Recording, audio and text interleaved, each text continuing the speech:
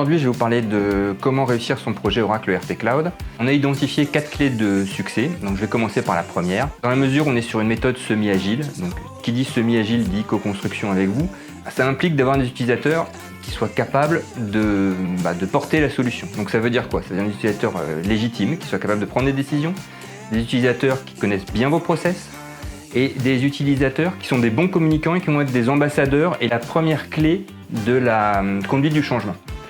Ça implique aussi d'avoir des sponsors qui vont être capables de donner des directions claires et fermes et d'embarquer l'équipe projet par la suite. Le deuxième facteur clé, ce sont toutes ces instances de pilotage. On reste vraiment dans du très classique de ce qu'on avait sur la version de premise, c'est-à-dire un comité projet toutes les semaines, un copie tous les mois, on a les séances d'arbitrage, on décide à ces niveaux-là. Enfin, rien de grand changement à ce niveau-là.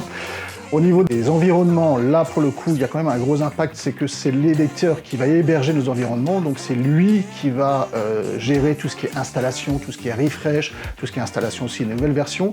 Donc tout ça a un gros impact sur nos plannings, que ce soit au niveau de la reprise des données, au niveau du prototypage, ainsi qu'il faut anticiper au maximum ces délais qu'on a vis-à-vis de l'éditeur pour les prendre en compte dans notre planification globale du projet.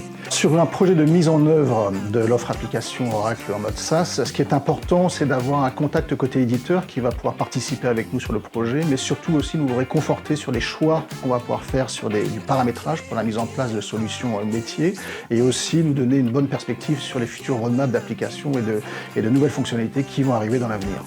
Maintenant, je vais vous parler du troisième facteur clé de succès. Donc, on est sur un ERP qui est en mode SaaS. Donc, qui dit mode SaaS dit on est sur quelque chose qui est contraint.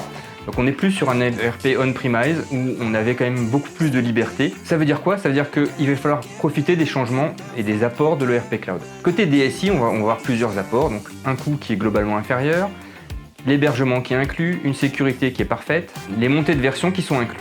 Côté métier, on est sur un ERP qui a été bâti sur les meilleures pratiques du marché et comme on a les montées de version, on est toujours à jour de ces meilleures pratiques.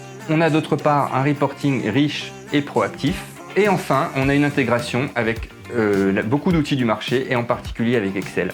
Enfin, donc la différence avec un ERP on-premise, on avait l'habitude d'adapter l'ERP à nos besoins. Maintenant, on va être sur un ERP SaaS, donc il faut adopter l'ERP. Ça veut dire quoi? Ça veut dire qu'on va avoir une conduite du changement plus riche et que cette conduite du changement doit faire plus que la formation. Alors le quatrième facteur clé de la mise en œuvre d'un projet SaaS de cette envergure-là, c'est un peu les mêmes facteurs que les versions on-premise, c'est de respecter d'abord un cadrage, un scope bien défini de solutions qu'on va mettre en place, le lancement du projet, la conception générale, la conception détaillée, toute la partie reprise de données, la mise en production et l'assistance derrière à la mise en production.